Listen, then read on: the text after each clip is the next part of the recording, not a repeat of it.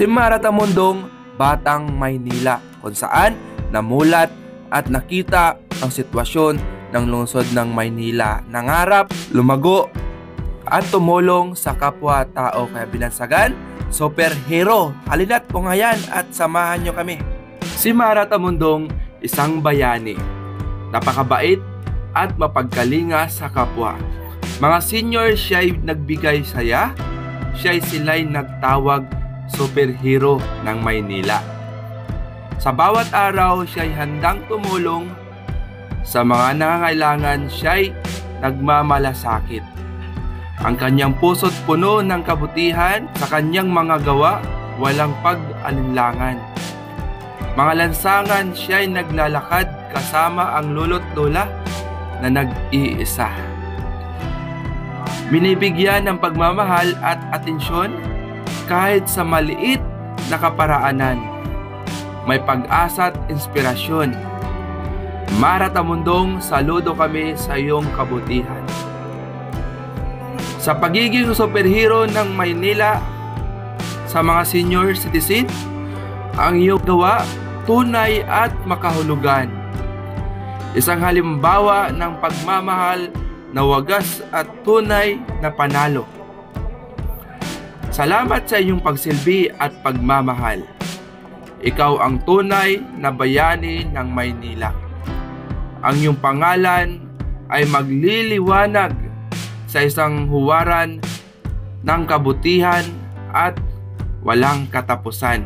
Si Marata Mundong, isang bituin sa dilim. Hindi lamang sa mga senior kundi sa lahat ng tao'y simpatiko. Ang kanyang kabaitan, hindi lamang sa salita, kundi sa mga gawa. Tunay na nagpapakita sa mga bata. Siya'y isang guro at gabay. Nagtuturo ng kaalaman, nagbibigay ng ligaya sa mga may sakit. Siya'y isang tagapagpagaling, nag-aalaga at nagbibigay ng kalinga sa bawat paggising. Ang kanyang puso't puno ng malasakit at pag-asa. Isang inspirasyon sa mga taong naghahanap ng liwanag. Ang kanyang mga kamay, mayroong makapangyarihan na nagdudulot at pagbabago at pag-unlad sa bawat panahon.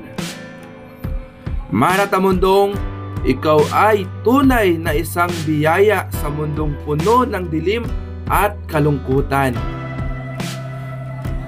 Ang iyong pagmamahal at kabutihan ay nagbibigay pag-asa at sigla sa bawat umaga't gabi. Hindi lang superhero ng mga senior kundi isang bayani para sa lahat ng tao. Ang iyong pangalan ay magliliwanag sa isang halimbawa ng pagmamahal na walang katapusan. Salamat sa pagbibigay ng pagsilip sa iba pang katangian. Sunod sa naman, bibigyan ko po ng pamasahe kayo ng 500 pesos.